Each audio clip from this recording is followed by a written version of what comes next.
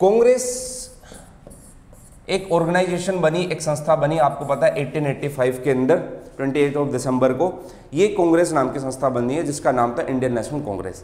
इससे पहले होता क्या था कि भारत के अंदर बहुत छोटी छोटी बहुत सारी सोसाइटी चल रही थी। आप लोग हिस्ट्री में देखते हो, बंग भंग, land holder society, British India association, east Indian association, Indian league, ये जितनी भी थी, द्वारकानाथ ठाकुर हो, चाहे फिर वो आपके शिशिर कुमार घोष हो, इन सभी लोगों ने एक संस्था बना रखी थी।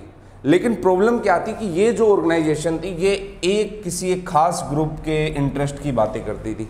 जैसे लैंड होल्डर सोसाइटी थी, वो जमींदारों के इंटरेस्ट की बातें करती थी।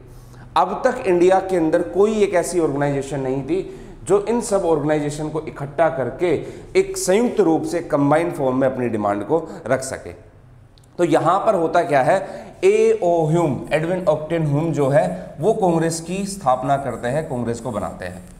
जब ये कांग्रेस को बनाते हैं तो उस टाइम पे बड़ा डिस्प्यूट हुआ कांग्रेस को लेकर। अब देखो, हम जो इंडियन हैं, भारत के जो लोग हैं, वो अपनी डिमांड रखते थे अलग अलग सोसाइटी के थ्रू, लेटर लिखकर करते थे, डेलीगेट्स भेजकर करते थे। तो ये जो प्रॉब्लम थी, यहाँ पर क्या होता था, ईस्ट इंडिया कंपनी हमारी एक भी डिमांड को पूरा नहीं करती थी।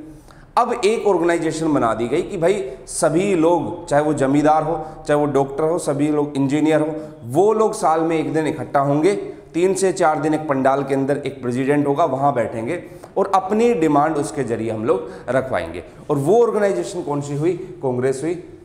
अब होगा क्या, जब कांग्रेस बनी तो 2 डिस्प्यूट इसके अंदर दिखाई दिए मेनली, और आप लोग थ्योरी भी पढ़ते हो इससे रिलेटेड। सबसे पहले तो आपको एक दिखाई देगा सेफ्टी वॉल्व की थ्योरी, और दूसरा आपको लाइटिंग कंडक्टर की थ्योरी। अब कांग्रेस जब बनी थी तो उस टाइम पे स्टार्टिंग का जो फेज था वो एक मॉडरेट फेज था, मतलब नरम दल वाले जो लोग थे उनका दबाव उनके ऊपर ज़्यादा था। ज़्यादातर डेलीगेट्स जो होते थे वो नरम दल वाले लोग थे। अब ये नरम दल वाले लोग क्या करते थे, ये प्रेयर करते थे, ये लेटर लिखते थे, डेलीगेट्स भेजते थे कि we are the people of British, हम ब्रिटिश की प्रजा है और हमारी ये डिमांड पूरी कर दो, सिविलाइजेशन इंडियनाइजेशन कर दो, सिविल सर्विसेज का, शक्तियों का पृथक्करण कर दो, पावर का सेपरेशन कर दो, बहुत सारी इनकी डिमांड रहा करती थी। तो उस डिमांड को ये लोग डेलीगेट्स भेजकर करते थे, लेटर लिखकर करते थे। लेकिन यहाँ पर जब ये सारी संस्थाएं बनी तो लाला लाजपत राय जी, R.P. दत्त जैसे, गोलवलकर जैसे व्यक्ति सेफ्टी वॉल्व थ्योरी का सिद्धांत देते हैं। उन्होंने क्या कहा, एक छोटा सा कॉन्सेप्ट मैं आप लोग को समझा देता हूं। उनका कहना यह था कि ये जो कांग्रेस बनी है वो एज ए सेफ्टी वॉल्व काम कर रही है। अब कहोगे सर ये सेफ्टी वॉल्व क्या होता है? जैसे फॉर एग्जांपल एक प्रेशर कुकर जब हम लोग लेते हैं तो प्रेशर कुकर के ऊपर सीटी लगा दी जाती है ताकि इसके अंदर जो भाप बनी हुई है वो इस सीटी के जरिए बाहर निकाल सके। ये एज ए सेफ्टी वॉल्व काम कर रहा है।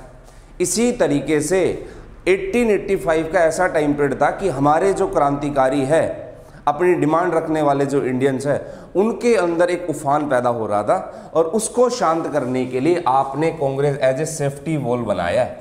मतलब देखो, ईस्ट इंडिया कंपनी तो ऐसा अक्सर क्या करती थी, लो भाई आंदोलन तेज हो रहा है, डिमांड ज़्यादा बढ़ रही है, दंगे हो रहे देश के अंदर, जगह जगह पर आंदोलनकर्ता परेशान कर रहे हैं, तो इनकी कुछ एक डिमांड को पूरा कर दो, ये लोग शांत हो जाएंगे। तो ये चीज़ें यहाँ पर सेफ्टी वॉल्व के रूप में दिखाई दी। लेकिन वहीं दूसरी तरफ एक थ्योरी आती है लाइटिंग कंडक्टर की। लाइटिंग कंडक्टर की थ्योरी ये जो थी वो जनरली दी थी इसके अपोज में। सेफ्टी वॉल्व ने कहा कि कांग्रेस इसलिए बनाई है क्योंकि बहुत ज़्यादा लोगों का प्रेशर है और उस प्रेशर को कम करने के लिए सेफ्टी वॉल्व लगा दिया, कांग्रेस बन गई।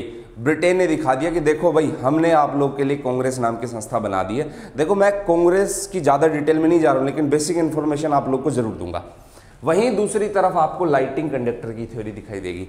इस लाइटिंग कंडक्टर की थ्योरी के अंदर क्या कहा गया, इसके अपोज में बात की गई।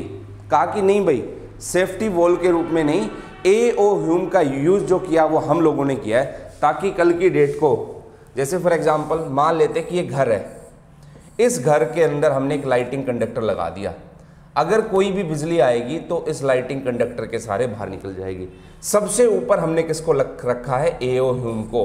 अब ये A.O. ह्यूम कौन है, ये ब्रिटिश है, नीचे कौन है, इंडियन है। कांग्रेस के मेन हेड के रूप में A.O. ह्यूम दिखाई दे रहे हैं। अब अगर ब्रिटिश किसी भी चीज़ को सामने रखने आएगी तो हम रखेंगे ब्रिटिश के थ्रू, और अगर ये ब्रिटेन बात करेगा तो किससे करेगा, ए हम। हमने मीडिएटर बना दिया है किसको, एक ब्रिटिश को, एक कंडक्टर के रूप में किसका यूज कर रहे हैं हम लोग, ए ओ हिम का यूज कर रहे हैं। ये कुछ थ्योरी दिखाई दी। फिर एक आजकल की हिस्ट्री की नई नई बुक्स भी लिखती है कि कांग्रेस जो बनी वो एक सस्टेनेबल डेवलपमेंट था। सस्टेनेबल डेवलपमेंट का मतलब है कि अलग अलग तरीके की डिमांड उठ रही थी अलग अलग सोसाइटी के जरिए, और उनको इकट्ठा कर दिया और क्या बना दिया गया, कांग्रेस बना दिया गया। और भी बहुत सारी थ्योरी इसके अंदर हो सकती है, लेकिन उस ज़्यादा थ्योरी के अंदर हमें नहीं जाना है। अब देखो 1885 से लेके 1905 तक का जो टाइम पीरियड था वो आपका था गर्म दल वालों का, मॉडरेट फेज। मॉडरेट फेज इसका मतलब ये था कि ये लोग अपनी डिमांड्स एक बड़े ही उदार तरीके से रखते थे। लिबरल फेज था ये। अब देखो लिबरल क्या होता है। अब ये लोग कहते थे कि यार एक स्टेट को है ना, जो रूल करने वाली अथॉरिटी है उसको बड़ा ही लिबरल होना चाहिए। अगर वो स्टेट लिबरल है, अगर लॉ लिबरल है, कानून लिबरल है, हम अपनी डिमांड लिबरल तरीके से रखते हैं, तो उससे क्या हो सकता है, उससे जो जीवन स्तर है वो कहीं ना कहीं ऊपर होगा और हमारी डिमांड भी कहीं ना कहीं पूरी होगी। ये लोग बोलते थे we are the people of British, हम ब्रिटिश के लोग हैं। अगर ब्रिटेन अपने वहाँ पर कोई डेवलपमेंट कर रहा है तो एक दिन जरूर कहाँ पर भी डेवलपमेंट करेगा, इंडिया के अंदर भी। आप खुद सोचो यार, ऐसा हो सकता है? नहीं होगा। तो ये चीज़ें इन लोगों की थी, लेकिन हाँ कुछ अच्छी चीज़ें इन लोगों ने की, और वो अच्छी चीज़ें क्या थी, ब्रिटिश का जो असली चेहरा है वो उजागर कर दिया। जैसे फॉर एग्जाम्पल रिवेन्यू पॉलिसी जो आई यहाँ पर, परमानेंट सेटलमेंट आया हो, या फिर ड्रेन ऑफ वेल्थ, धन का बहिर्गमन, भारत का पैसा ब्रिटेन में भेजा जा रहा है, ये जितनी भी थ्योरी थी ये लोग तो ही देते हैं। यही तो बताते कि सेपरेशन ऑफ पावर क्या है, यही तो बताते हैं कि इंडियनाइजेशन सिविल सर्विसेज का क्यों करना चाहिए। ये सारी की सारी चीज़ें इन लोगों ने सामने रखी। तो ऐसा नहीं बोल सकते कि लिबरल्स जो थे उन्होंने देश को नुकसान ही पहुंचाया या उनकी वजह से कोई फ़ायदा नहीं हुआ, 20 साल तक हमें कोई अचीवमेंट नहीं मिली। लेकिन एक चीज़ आपको ज़रूर देखने को मिलेगी, जो ब्रिटिश का असली चेहरा सामने उजागर होगा वो किन की वजह से होगा, लिबरल्स की वजह से होगा।